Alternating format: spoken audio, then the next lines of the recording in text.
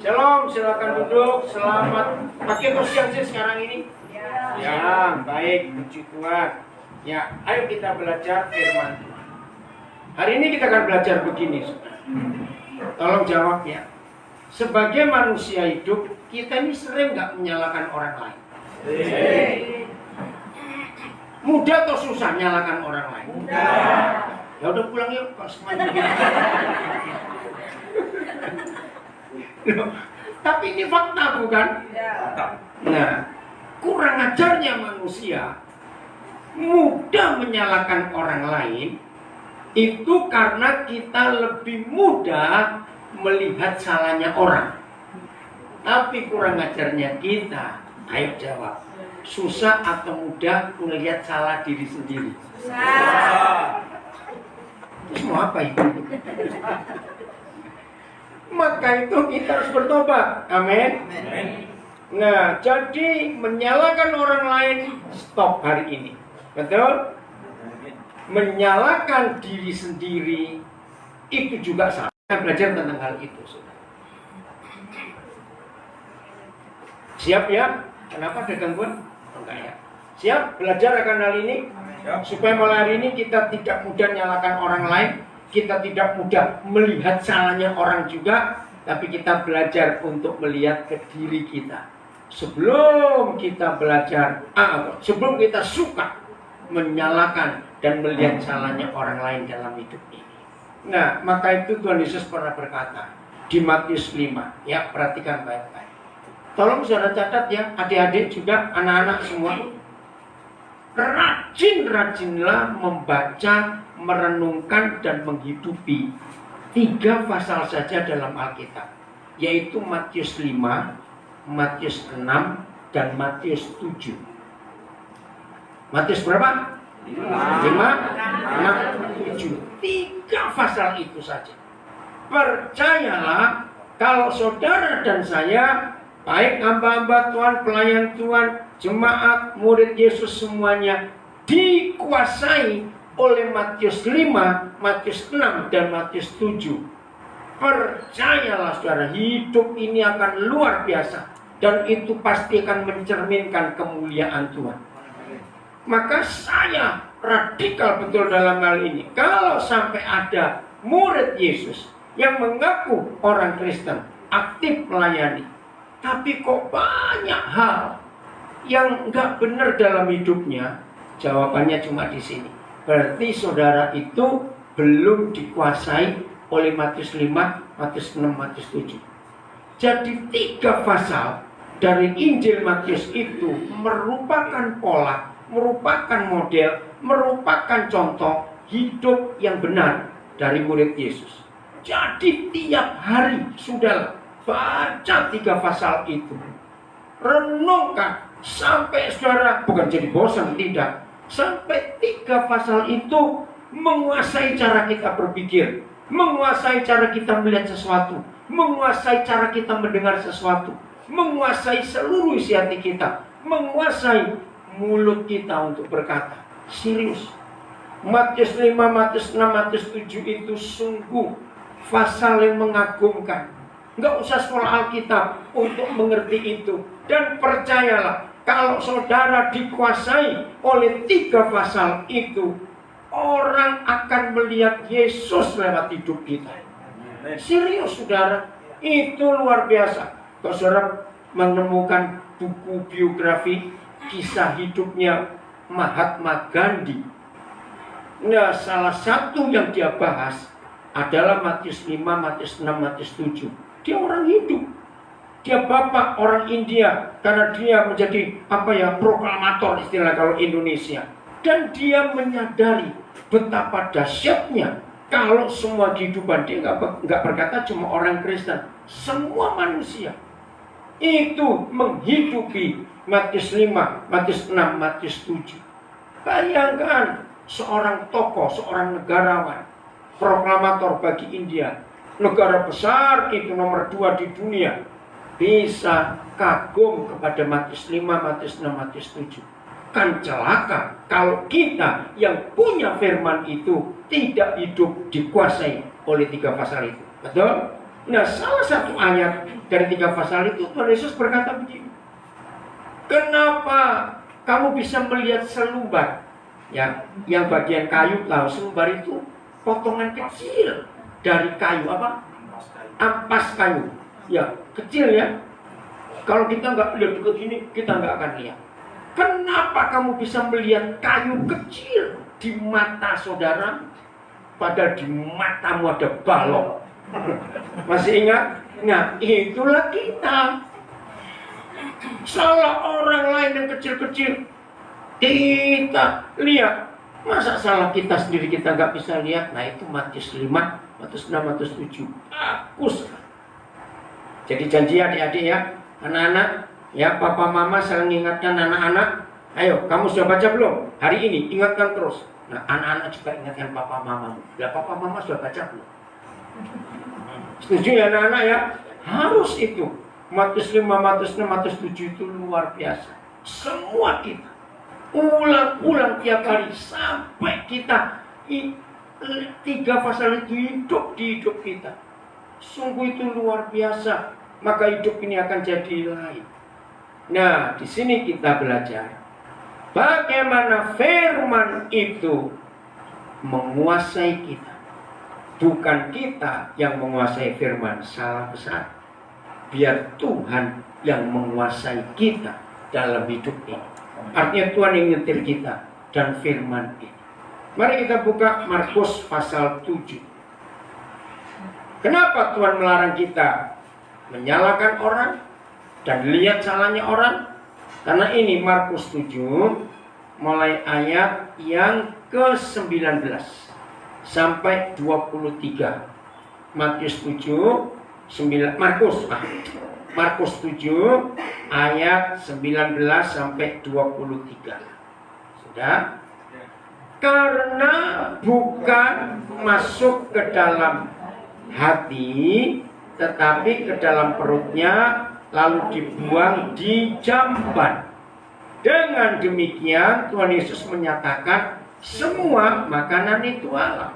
Ya, nanti baca di ayat sebelumnya ya. Jadi waktu itu orang-orang Yahudi berdebat soal makanan. Sampai sekarang banyak orang beragama masih berdebat soal makanan. Ya, Tuhan Yesus berkata, "Hei, yang penting itu yang bisa merusak hidupmu, yang bisa mempengaruhi kamu jadi baik, benar, salah, dan sebagainya. Itu bukan apa yang masuk, tapi apa yang keluar." Ini konsep surga yang luar biasa. Maka itu kalau mulai hari ini saudara dan saya percaya dan setuju pada firman ini, wah, suami istri hidupnya aman, surga di dunia. Kok nggak ada yang ngamen? Berarti kalau seorang nggak mengamenkan ini, rumah tangga saudara seperti neraka. Saya ulangi lagi. Kalau suami istri menghidupi firman ini, bahwa yang menajiskan pernikahan kita, yang mengotori rumah tangga kita, bukan apa yang masuk, tapi apa yang keluar, maka suami istri hidupnya pasti aman. Amin. Pasti damai. Amin. Karena suami istri nggak pinter lihat salah pasangannya saja, tapi selalu melihat apa yang kurang di diri kita. Ayat 20. Katanya lagi, apa yang keluar dari seseorang, yang keluar dari seseorang. Seseorang itu siapa? Saya. Maka itu jangan cuma lihat salahnya orang lain, lihat kesalahan diri sendiri. Ya, begini kata Tuhan, itulah yang apa? Menajiskannya. Sebab dari dalam, dari hati. Jangan bilang hati orang, hati saya gitu. Dari mana? Dari hati saya. Keluar apa? Satu. Pelan-pelan. Kita mau hitung. Ya, satu, keluar apa? Pikiran jahat. Segalanya ini yang penting. Artinya segala itu apa? Semua. Luar biasa. Jadi semua kata ditambah kata segala. Satu, dari hati kita keluar segala apa? Pikiran jahat. Segala percabulan. 2. Segala pencurian. 3. Segala pembunuhan. 4. Segala perzinahan. 5. Segala kesalahan. 6. Segala kejahatan. 7. Segala kelicikan. 8. Segala hawa nafsu. 9. Segala iri. 10. Segala hujat. 11. Segala kesombongan. 12. 13. Segala kebohongan. Banyak sekali isi hati kita. Ini barang bagus atau barang jelek? Jelek semua. Nah, itu isi hati kita. Nah, 13 macam yang jahat ini harus kita keluarkan. Maka itu Tuhan Yesus berkata, bukan yang dari luar yang masuk. Contoh begini, maaf, ada orang terlibat judi. Tidak boleh berkata itu gara-gara dia aku sampai bisa ikut judi begini. Salah atau betul kalimat itu? Salah, betul. Nah, tidak apa-apa. Ada yang jawab betul, kita perlu belajar. Salah. Nah, ini gara-gara dia itu saya sampai mabuk seperti ini. Salah atau betul? Salah. Coba kalau kamu nggak begitu, aku ini nggak marah. Saya nggak suami istri dibilang begitu, bertobat. Cobalah kamu tuh jangan banyak ngomong, aku nggak ribut. Nah, nyuruh orang nggak banyak ngomong, dianya ribut sendiri. Loh, berarti dia lupa atau ingat? Lupa. Kalau dia juga suka ribut. Hari ini kita harus belajar betul. Jangan lagi menyalahkan orang lain karena hal apa saja. Ternyata semua gara-gara diri sendiri yang dari dalam. Nah, ada pencurian nggak? Tadi ada pencurian tidak? Segala, jangan lupa segala. Begini ya, kalau di hati orang itu tidak ada segala macam pencurian, kalau nggak ada, lagi jalan sepi, wih ada uang merah, berapa itu? Tertawa semua uang merah, berapa itu uang merah? 100.000. Oke? Terus lihat, berapa lembar itu? Banyak. Nah, kalau orang nggak ada segala pencurian di hatinya, maka dia nggak akan tolak-tolak. Ada orang kayak, ada orang terus pura-pura kakinya digeser. Maksudnya, ini kok tertawa semua kan? Ngerti? Malu. Nah, kalau orang itu dia nggak ada pencurian, lihat uang sebanyak itu, nggak ada niat untuk ngambil. Dia ambil, dia akan cari security atau satpam yang deket-deket situ, atau dia akan ketuk rumah orang, tolong ya, ini ada orang yang punya uang jatuh, aduh kasihan betul orang ini, mau belanja apa ini? Orang itu kalau hatinya nggak ada pencurian, pasti mikir yang bagus. Jangan-jangan mau beli obat ini. Aduh, tapi di mana? Siapa tahu? Nggak ada yang ngerti. Titip ya kalau ada. Nah, tapi ada temannya bilang, belum tentu dia kasih. Ambil aja, tuh nggak tahu juga. Kamu menunggu. Ya. Pertama juga sih saya ngomong begini Tuhan ampuni kami. Nah, itulah manusia. Tapi kalau orang itu di hatinya ada segala macam pencurian, lihat uang 1.000 rupiah saja, pasti dia apa? Dia ambil, kesempatan, puji Tuhan ada berkat. Mas kamu ngomong begini. Karena memang di hatinya sudah ada itu. Nah, kalau begini, begitu orang itu ambil yang warna merah, berapa lembar tadi, lalu disalahkan, kenapa kamu ambil? Itu bukan uangmu. pasti jawabannya begini. Loh, yang salah bukan saya. Kenapa dia simpan uang tidak hati-hati? Malah nyalakan orang lagi. Ada nggak? Ada nggak orang yang seperti itu? Karena di hatinya ada segala pencurian. Ayo, tadi malam siapa ngikuti obrolan malam? Apa sekarang Nabi ini terlalu nah, berarti nggak ada yang ngikut ini. Yang dimenar nggak ikut. Awas ya. Alasan. Orang Nabi ini berdosa ya. Junior, kamu ikut nggak tadi malam? Obrolan malam, tidur lagi. Awas ini ada penyiarnya di sini nih. Nah, tadi malam kami diskusi tentang nganggur itu berdosa. Begitu temanya? Bahaya. Oh, bahaya, nganggur itu bahaya. Nah, kita ngomong soal Pur, jadi kamu nggak dengar soal tadi malam? Ya, ada nggak dengar juga? Nonton bola, awas. Oke. Nah, sekarang belajarlah firman itu. Saja tidur jam 2 akhirnya. Karena masih ada konseling. Aduh, panjang sekali cerita soal berapa masalah. Ya, jadi rata-rata malam itu paling sini jam 2. Tadi pagi sudah bangun pagi-pagi. Karena di gereja di Bali minta rekaman, saya khotbah. Waduh, jadi bayangkan sibuk sekali. Hari ini saya mesti ngajar 4 kali lagi. Ya, nanti sore jam 5 di Kaliboko, lalu jam 7 ada gereja Singapura minta saya untuk sharing juga. Jadi bersyukur kepada Tuhan. Brave, ada apa kamu brave? Ini waktu mamanya ada dia ngidam apa ini ada apa?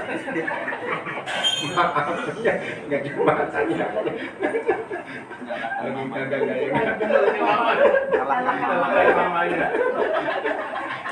Sudah, kosen nolak. Oke ya, saya lanjutkan ini. Nah, Daud masih ingat karena tadi malam kami bahas ini di obrolan malam. Coba dengarkan. Semua kita baca Alkitab bukan? Jadi Daud jatuh dalam dosa ditulis apa di Alkitab? Karena dia lihat ayo, dia jatuh dalam dosa karena dia lihat Batseba mandi. Nah, ini kita belajar fakta. Masalahnya bukan lihat orang mandi. Masalahnya di hati Raja Daud masih ada segala bentuk perzinahan itu. Maaf, jangan tersinggung. Orang yang di hatinya ada segala macam perzinahan, maaf ya. Ayo kita mengaku, ayo masing-masing kita jujur, kita tetap masih manusia. Jangan jadi malaikat, nanti menakutkan. Tetap manusia saja. Nah, manusia yang di dalam hatinya masih ada segala macam perzinahan. Maaf ya, kalau saudara setuju, ngomong yang kencang, betul gitu ya. Orang yang dalam hatinya ada segala macam perzinahan, itu nggak perlu melihat orang mandi. Ngelihat tembok aja bisa macam-macam. Jawab betul atau tidak? Betul. Loh, kita tertawa dulu juga. Iya atau tidak? Ini masalahnya. Maka itu betul yang Tuhan Yesus katakan. Ini bukan karena dari luar. Memang di hati kita ini belum beres. Jadi jangan suka menyalahkan orang. Aku ini marah itu gara-gara kamu. Aku ini jatuh dalam dosa ini gara-gara kamu. Tidak. Semua karena dari dalam hati. Maaf, jangan tersinggung ya, saya cuma ngomong. Gak usah diikuti, enggak. Kalau di hati Raja Daud tidak ada segala macam perzinahan, walaupun dia lihat 100 orang perempuan mandi bareng-bareng, maka Daud gak akan terpengaruh. Karena buat pikirannya sekelebat, apa kata sekelebat itu ya? Betul? Wih, sapi mandi semua.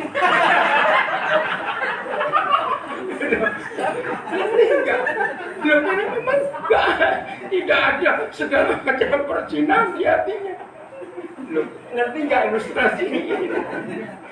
Maka itu saudara, saudara ini ya. Jadi maka itu firman ini luar biasa. Jadi kalau saudara dan saya masih bisa jatuh dalam dosa, bentuk apa saja dari yang 13 itu tadi. Karena apa? Di dalam hati kita ada itu, barang-barang itu. Setuju nggak? Yes. Nah, kalau kita hidup seperti ini, saya tanya, kalau kita hidup seperti ini, bakal nggak kita sering jatuh dalam dosa? Hati kita bersihkan? Ya jawab. Akan kita sering jatuh dalam dosa atau tidak? Tidak loh, kalau kita bersihkan kok. Nah, kalau kita bersihkan dari 13 itu, tidak. Jadi hari ini suami istri yang masih tukang ribut, ada nggak? Ya. Banyak. Enggak ada. Kita aja banyak ya. Di sini enggak. Ini Pak Gembala ngomong ini. Jadi suami istri masih tukang ribut, itu memang hatinya belum beres. Kalau dalam hati suami, dalam hati istri tidak ada suka ribut-ribut, ya, maka nggak ada pertengkaran, walaupun yang satu cari gara-gara. Betul tidak? Saya tanya ya atau tidak? Bertengkar diperlukan dua orang. Kenapa? Bertengkar diperlukan dua orang. Iya, bertengkar itu diperlukan 2 orang. Betul. Kalau cuma satu, itu orang gila.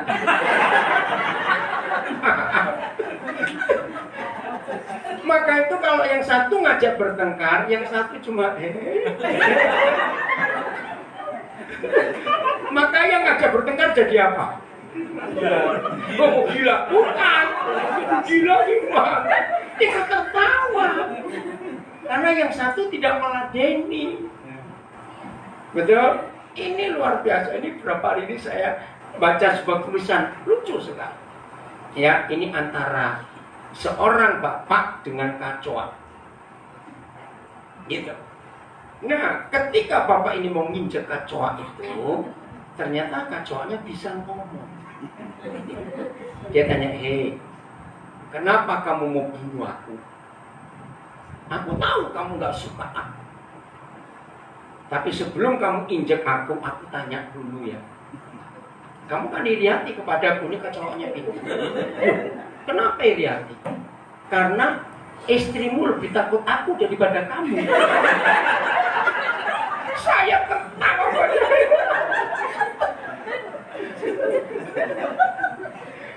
Loh, betul nggak tulisan itu?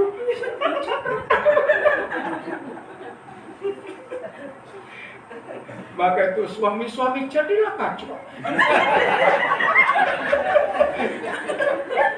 Supaya istri takut. Ini orang kok bisa jadi tulisannya begitu? Jadi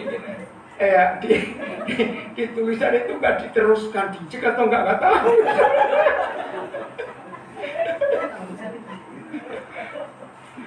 Saudara, maka itu dalam hidup ini tidak tertawa dulu, tertawa dulu.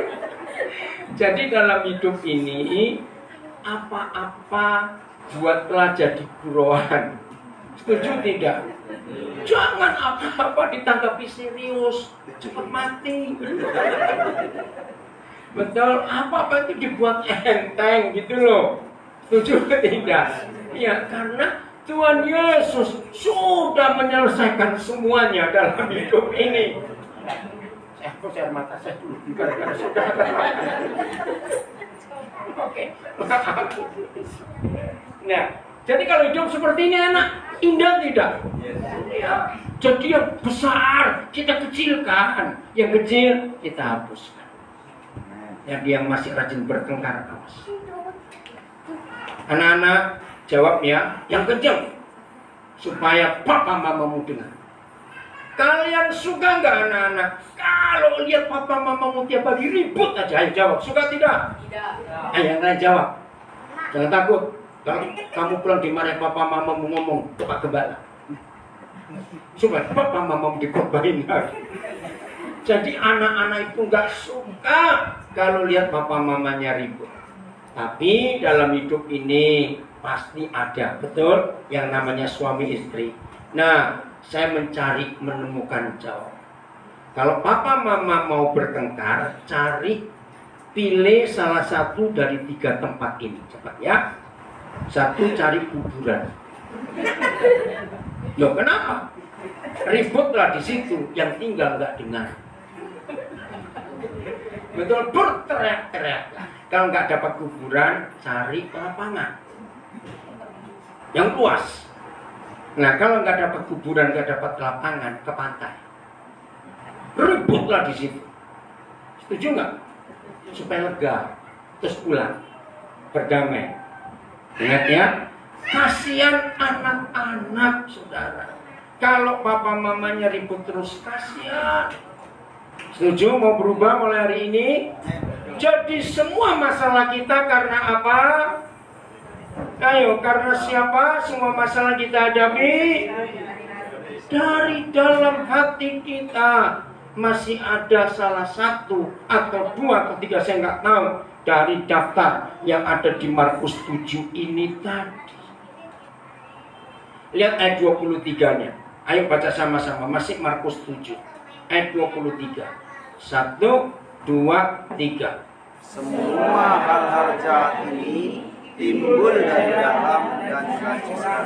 Nah, yang kena dampaknya tidak cuma kita yang masih menyimpan hal-hal jahat ini, menajiskan orang. Maka itu kalau kita rajin bertengkar, yang najis pertama kali anak-anak kita. Betul nggak? Hati mereka terkotori, najis. Tetangga bisa kena dampaknya nggak? Loh, ayo jawab, bisa nggak? Anjingnya pun bisa kena. Nggak ada apa-apa ditendang, minggir kamu. Karena lagi emosi. Nggak bisa nendang suaminya, nggak bisa nendang istrinya, nendang anjing. Masih yang anjing. Nah, kalau dia bisa ngomong kayak kacau, di jadi semua itu karena dari dalam hati kita yang belum beres. Betul? Nah, bagaimana cara membersihkan? Kita buka Yohanes 15 ayat 3. Oh, terima kasih Bapak. Terima kasih. Jadi istilah yang kita mau pelajari dari Yohanes 15 ayat 3 itu begini. Kalau baju kita kotor, kita cari oli atau cari sabun? Awas mau cari oli bajumu kotor. Untuk apa sabunnya? Membersihkan, untuk kita cuci. Nah, mulut yang kotor jangan makan sabun, tahu? Betul? Mulut yang kotor karena hatinya yang kotor. Maka itu mulutnya jadi kotor. Baca sama-sama. 1, 2, 3. Tegas, ulang, enggak tegas. 1, Yohanes 15 ayat 3. 1, 2, 3. Kamu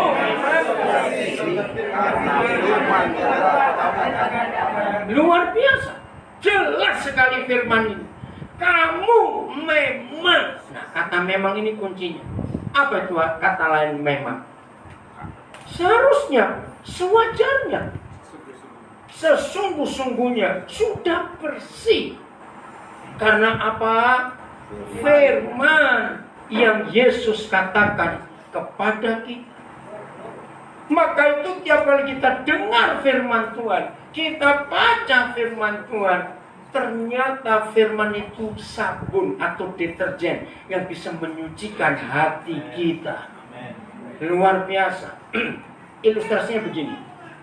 Saudara mau minum, ternyata gelas ini kotor, di bawahnya ada endapan.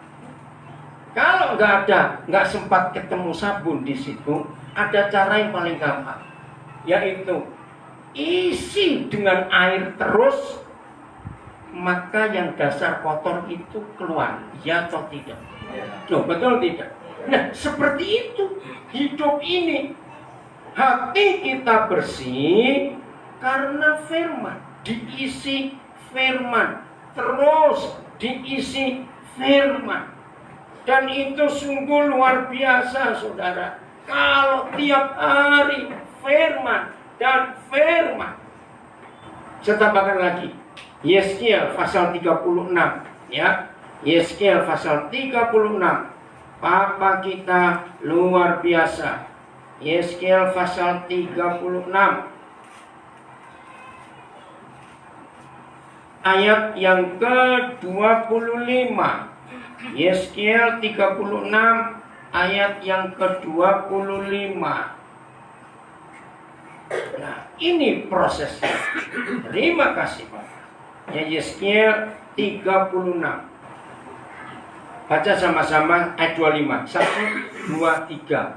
Aku akan mencurahkan kepadamu air jernih. Nah, salah ya, jangan ngomong air putih. Air putih itu susu.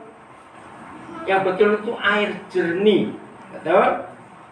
Yang akan mentahirkan kamu. Apa kata mentahirkan? Tahir ini bahasa Arab. Membersihkan, menyucikan. Ya, dari segala kenajisanmu dan dari semua berhala-berhalamu. Aku, kata Tuhan, akan apa? Mentahirkan kamu.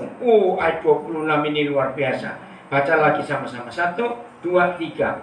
Kamu akan kuberikan hati yang baru dan roh yang baru di dalam batinmu. Dan Tuhan akan apa?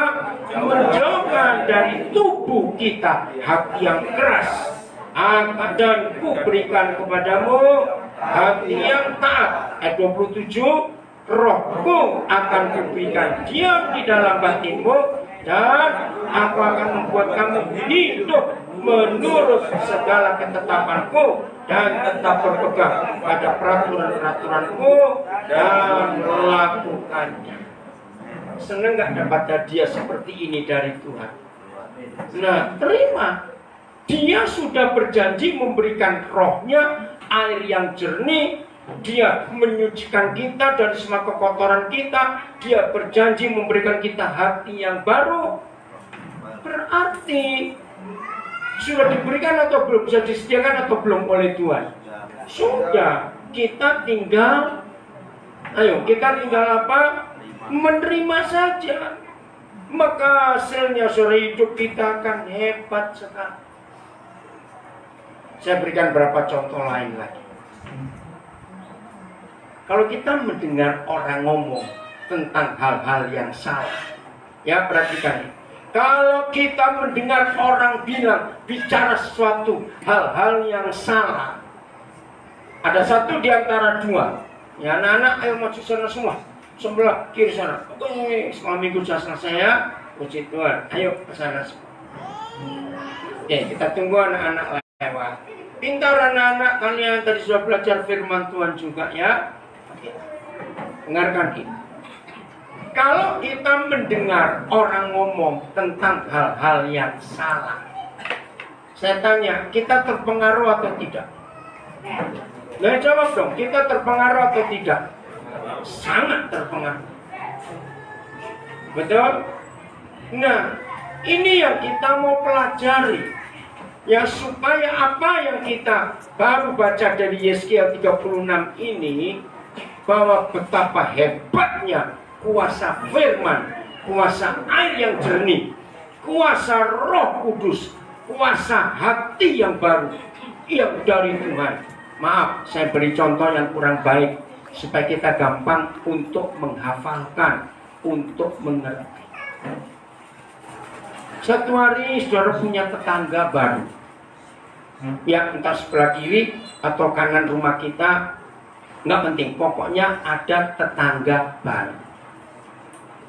Nah, biasanya kalau ada tetangga baru, yang baru atau yang sudah lama tinggal di situ yang mengenalkan diri. Biasanya aturannya cepat, yang baru mengenalkan diri dong, karena baru datang. Kami ini, keluarga ini begini. Nah, ternyata tetangga baru saudara ini sudah sampai 3 bulan bertetangga, kok belum mengenalkan diri.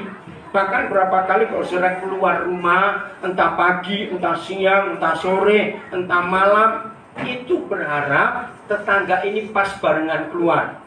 Untuk apa kira-kira kita menunggu dia keluar? Supaya barengan, ayo cepat menyapa. supaya bisa ada kontak. Karena nggak pernah tahu 3 bulan. Suatu pagi, kita senang. Ternyata pas kita keluar rumah, dia pas keluar juga. Nah, terus biasanya kita bagaimana reaksi? Ayo, reaksi kita bagaimana? Sudah nunggu 3 bulan ini. Senyum. Apalagi? Menyapa. Apalagi? Ya pokoknya, mengenalkan, cari perhatian supaya dia nyapa. Begitu kita pasang senyum, maaf ini contoh jelek, tapi saya minta saudara jawab. Betapa hebatnya firman itu. Firman gak cuma Tuhan. Saya pakai istilah tetangga pun bisa berfirman. Betul, mama mantu bisa berfirman tidak? Nah jawab, mama mantu bisa berfirman tidak? Bisa. Nah ini hebatnya firman mama mantu. Khotbah 2 minggu lalu tentang apa? Ayo, cepat jawab. Khotbah 2 minggu lalu tentang apa? Lupa. Tapi khotbah mama mantu 16 tahun yang lalu masih ingat sampai hari ini. Ayo jawab ya atau tidak? Saya tanya kok. Jawab ya atau tidak? Ya. Bapak ada 30 tahun masih ingat firmannya mama mantu. Karena apa? Firman mama mantu direnungkan siang dan malam. Maka itu hafal. Yang Tuhan minta renungkan firman Tuhan siang dan malam. Nah, kembali ke tetangga ini ya. Kita sudah pasang senyum, mau tanya, baru mau bilang selamat pagi itu baru dia jawab babi kamu. Nah ini misalnya saya contoh. Ngerti contoh ini? 8 huruf loh sekarang. Loh betul enggak? Hitung 8 huruf enggak? BABIKAMU. Saya tanya kepada saudara, 8 huruf ini bisa merubah hidup kita? Bisa. Apa perubahannya? Ambil barang, betul. Apalagi? Loh, ini serius, ini contoh. Loh, betul tidak? 8 huruf itu bisa urusan polisi. Loh, kira-kiranya atau tidak? Ya. Maka itu mari kita jujur pada diri kita sendiri. Berarti, ayo hitung. Nggak sempat lah. Kalau kita dengar khotbah dalam satu ibadah, kalau sempat hitung, itu ada berapa puluh ribu huruf. Ngerti nggak maksud saya? Ya toh, kalau kita dengar khotbah dari hamba Tuhan, itu hurufnya banyak atau sedikit? Kalau dengar khotbah nggak ada hurufnya, jadi cuma pendeta senyum-senyum aja. Begitu aja. Nah kita ini kalau dengar firman berapa ribu huruf, betul tidak?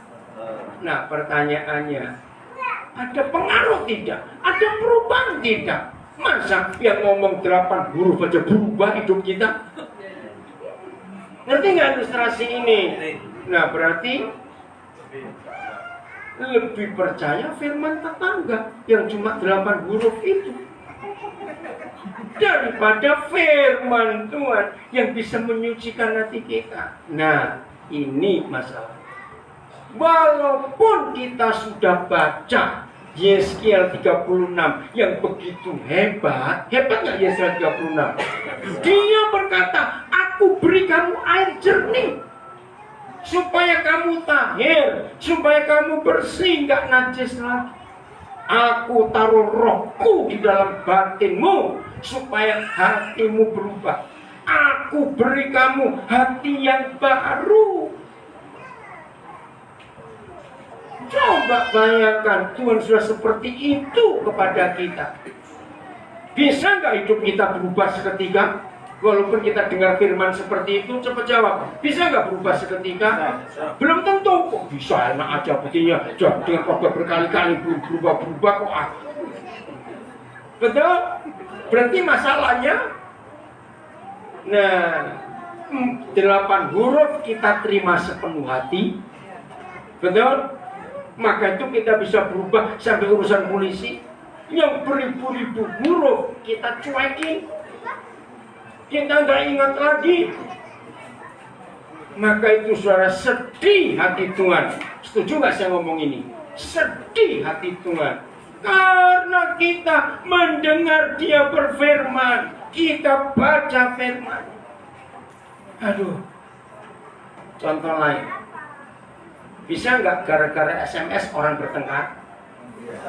Bisa. Ternyata dia salah kirim lagi. Aduh. Nah, yang malu siapa akhirnya? Yang malu siapa? Salah kirim. Nah, itu contoh. Baca SMS yang cuma berapa huruf saja. Masa baca SMS 1000 huruf kita baca semua capek? SMS yang cuma berapa huruf saja bisa merubah hidup. Masa Alkitab firman Tuhan yang berkuasa ini nggak bisa berubah hidup kita? Ini pertanyaan penting. Apa yang kita terima dari firman ini sebesar apa? Ayo betul-betul hari ini saudara kita mengambil keputusan untuk menerima firman ini. Lebih daripada kita menerima SMS, baca WhatsApp, baca sosial media, omongan siapa saja kita harus saring dalam hidup ini. Amin. Supaya kita tidak berdosa kepada Tuhan. Saya baca lagi Mazmur 119 ya, ayat yang ke-7. Mazmur 119 ayat yang ke-7.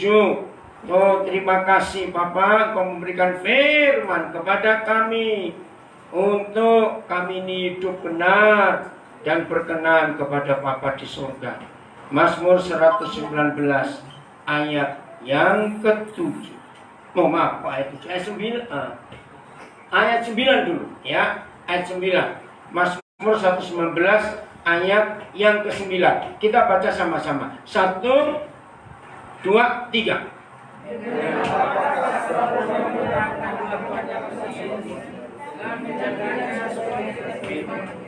Anak-anak muda, ambil keputusan mulai hari ini. Kalian menjaga hidup kalian, semua kita, untuk menjaga kelakuan kita tetap bersih. Menjaganya dengan apa? Sesuai dengan firman. Ayat 11. 1, 2, 3.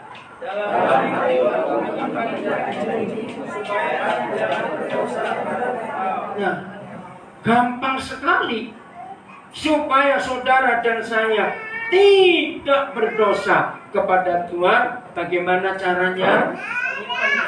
Ayo, menyimpan apa? Firman di mana kita? Di hati kita. Ini janji dan jaminan yang luar biasa. Oke.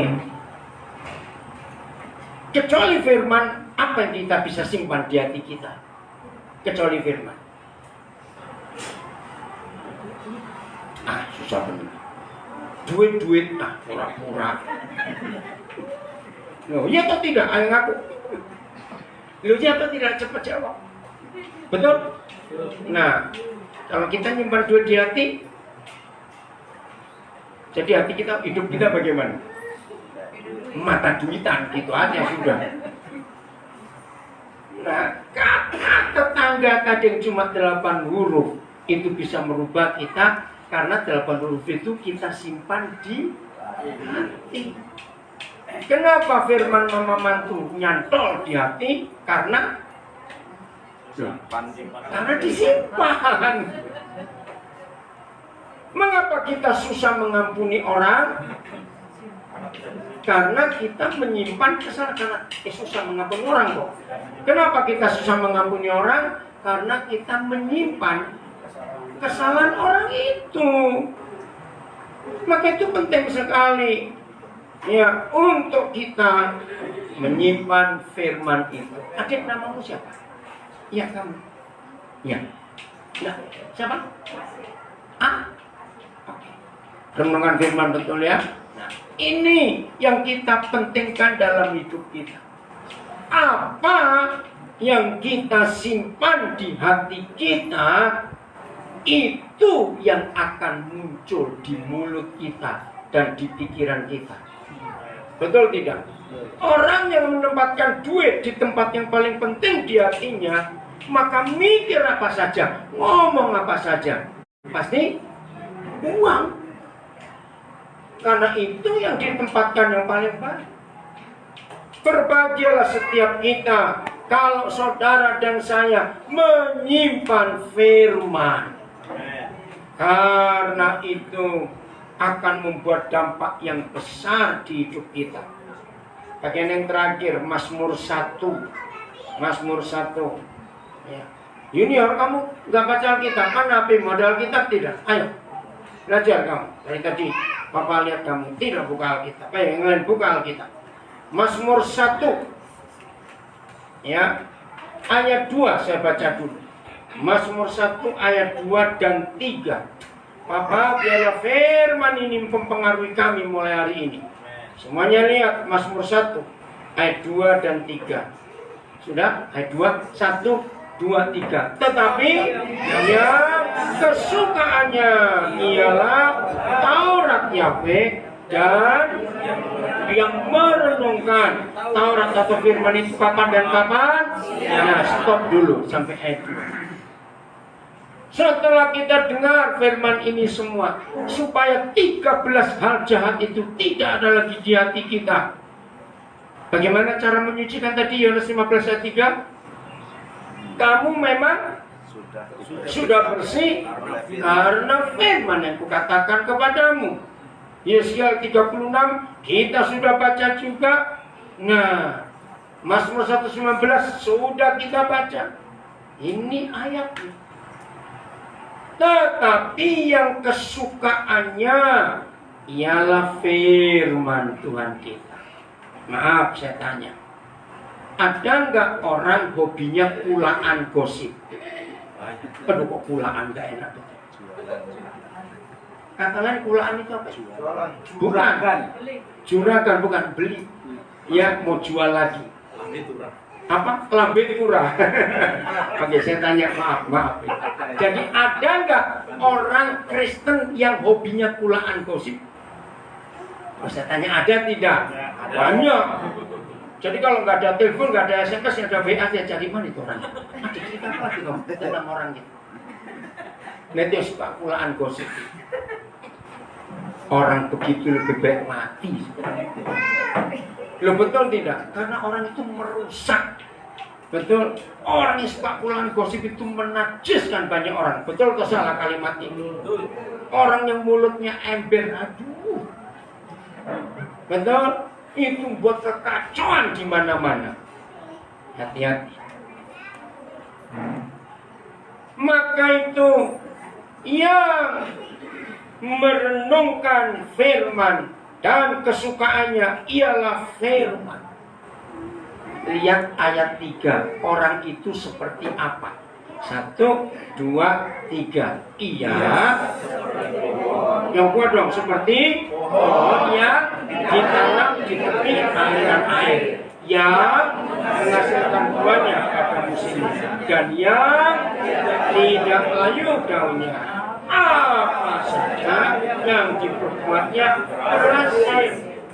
Bayangkan ini hasilnya. Kalau kita suka apa?